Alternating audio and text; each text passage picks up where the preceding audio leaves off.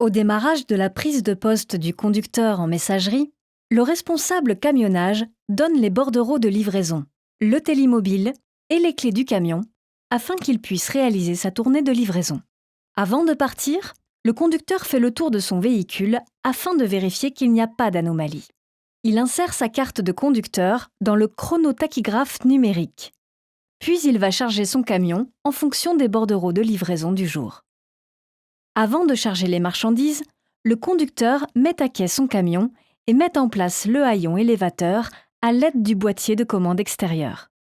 Le conducteur devra être attentif lorsqu'ensuite il remontera le haillon à bien positionner ses mains pour éviter un accident.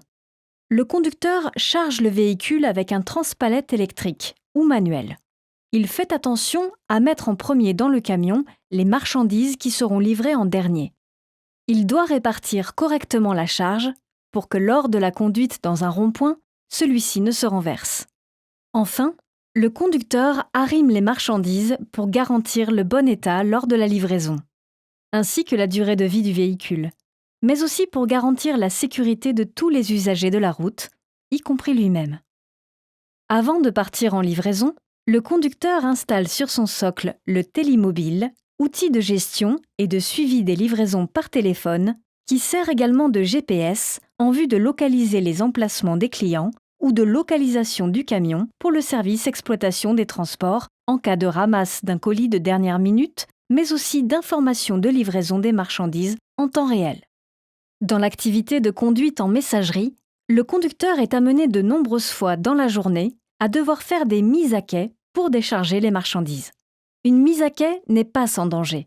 Il faut toujours être vigilant à ce qu'une personne ne se retrouve pas derrière le camion qui recule et que l'on ne peut pas voir.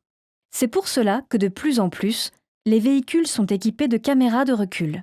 Parfois, le conducteur ne doit pas hésiter à descendre de la cabine pour avoir une meilleure visibilité. Une fois bien positionné, le conducteur met le frein de parc du camion, éteint le moteur et descend toujours en utilisant les 3 points d'appui de sécurité. Si le conducteur ne dispose pas d'un transpalette dans son camion pour décharger les marchandises, il demande à emprunter celui du client. Il fait ensuite signer le client sur son téléphone PDA, ce qui permettra d'informer en temps réel l'expéditeur de la bonne réception des marchandises. Le conducteur, avant de repartir, doit s'assurer que les marchandises restantes dans le camion sont bien réparties. Sinon, il doit équilibrer à nouveau la charge.